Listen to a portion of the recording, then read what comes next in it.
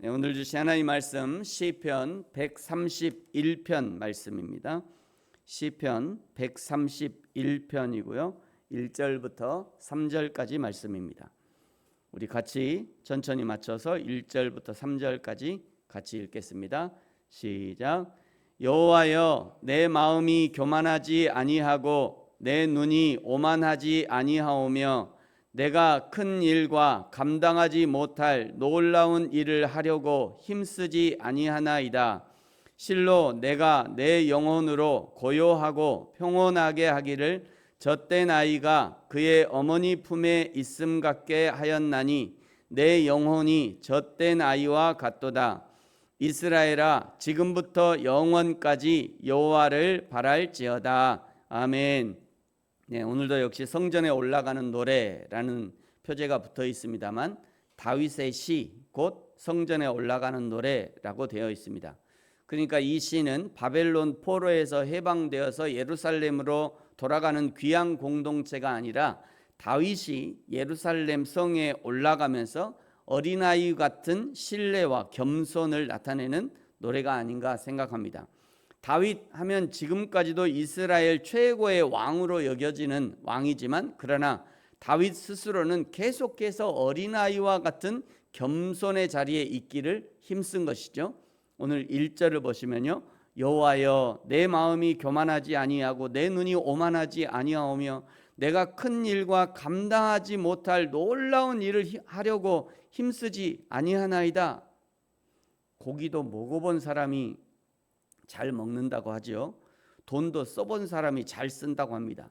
성과를 내본 사람은 더 큰 성과를 얻기 위해 더 머리를 쓰고 애를 쓰는 것이죠. 그런데 당대 최고의 왕, 최고의 전략가로 통했던 다윗이 내가 더 큰 일과 감당하지 못할 놀라운 일을 하려고 힘씁니다.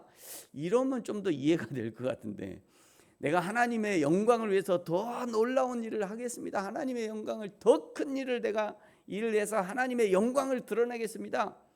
이러면 좀 더 이해가 되죠. 그런 일들을 많이 했으니까. 근데 정반대로 내가 더 큰 일과 감당하지 못할 놀라운 일을 하려고 힘쓰지 않는다요. 내가 힘쓰지 않습니다. 여러분, 이것은 놀라운 결단이며 놀라운 내려놓음이라 할 수 있습니다. 다윗이 이런 결단을 할 수 있었던 것은 철저하게 다윗의 승리가 자신에게서가 아니라 여호와 하나님으로 인한 것임을 인정하기 때문에 가능한 것이죠. 다윗의 이런 신앙적 결단은 다윗이 어려서부터 몸에 배었던 것이 아닌가 생각합니다. 사무엘상 17장에는요, 다윗이 아직 본격적으로 역사의 전면에 등장하기 전에 아버지의 심부름으로 블레셋과 전쟁 중이던 형들을 찾아갔을 때 일어난 사건을 보여주는데요. 모든 이스라엘 병사들이 블레셋의 거인 골리앗 앞에 떨고 있을 때 다윗이 물맷돌 5을 가지고 골리앗 앞에 섭니다. 그리고 고백하는 내용이 17장 47절인데요. 또 여호와의 구원하심이 칼과 창에 있지 아니함을 이 무리에게 알게 하리라. 전쟁은 여호와께 속한 것인즉 그가 너희를 우리 손에 넘기시리라. 어려서부터 여호와 신앙으로 투철했던 다윗이기 때문에 어려서부터 삶과 죽음이 하나님의 손에 있다는 것을 알고 있었던 다윗이기 때문에 어려서부터 전쟁이 하나님의 손에 있음을 알고 있었기 때문에 당대 최고의 전사 골리앗, 블레셋의 장군 골리앗, 거인 골리앗 앞에서도 당당할 수 있었던 것이죠. 그리고 지금 이스라엘의 위대한 왕의 자리에 앉아서도 여전히 오늘 내가 더 큰 일과 감당하지 못할 놀라운 일을 하려고 힘쓰지 않는다 라고 고백하는 것이 가능했던 겁니다. 다윗이 하나님 앞에서 내가 더 큰 일과 감당하지 못할 놀라운 일을 하려고 힘쓰지 않는다는 것을 2절에서는요 마치 그림 언어와 같이 표현합니다. 여러분 2절 다시 한번 같이 읽겠습니다. 2절입니다. 시작. 실로 내가 내 영혼으로 고요하고 평안하게 하기를 젖된 아이가 그의 어머니 품에 있음 같게 하였나니 내 영혼이 젖된 아이와 같도다. 아멘. 저는 이 구절을 해석하는데 상당한 시간이 걸렸습니다. 왜냐하면 내 내면에서 젖을 떼는 기억이 결코 평안한 기억이 아닌 것, 아무리 생각해도 이게 젖댄 게 이게 평안한 기억이 아닌 것 같아요.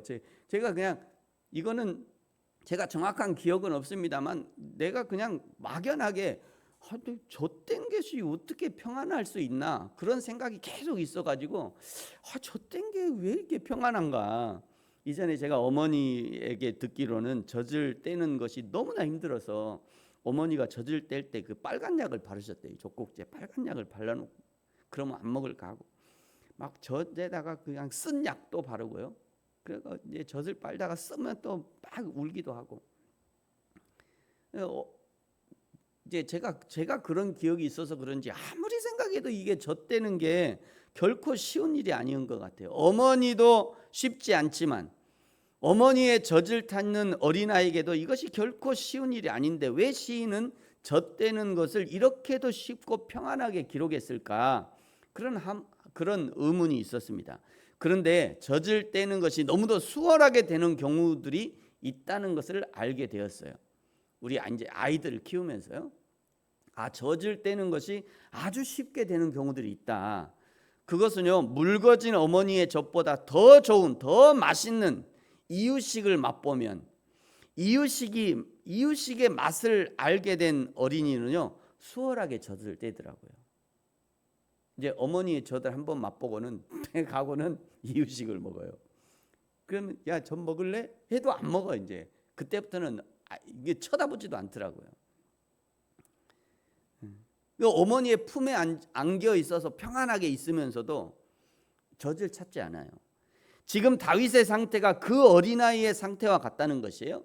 수많은 전쟁을 통해서 전리품을 거둬들이고 적군의 성을 점령하고 값진 보물도 많이 가져와도 봤지만 그것들보다 여호와 하나님이 주시는 평안을 맛보니 그 여호와 하나님의 평안이 어떤 보물보다 어떤 전리품보다 좋다는 것을 표현하고 있는 겁니다. 2절에 실로 내가 내 영혼으로 고요하고 평안하게 하기를 젖된 아이가 그의 어머니 품에 있음 같게 하였나니 내 영혼이 젖된 아이와 같도다. 그 하나님의 평안을 맛보고 나서 세상 그 어떤 것도 그 하나님의 평안보다 못하니까 이제는 그 세상의 것을 보고 눈 돌아가지 않는 거예요.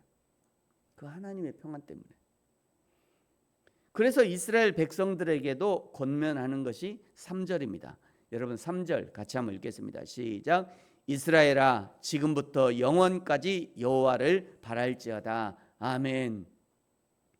그 하나님의 품에 안에서 그 하나님의 평안을 맛본 그 어린아이가 이유식을 한번 맛본 어린아이가 다시는 어머니 젖을, 어떤 아이는 막 어머니 젖을 그냥 밀어 넣어도 막 밀어내잖아요. 그런 평안인 거예요.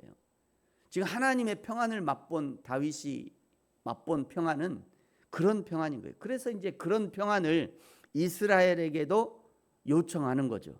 이스라엘아 지금부터 영원까지 여호와를 바랄지어다.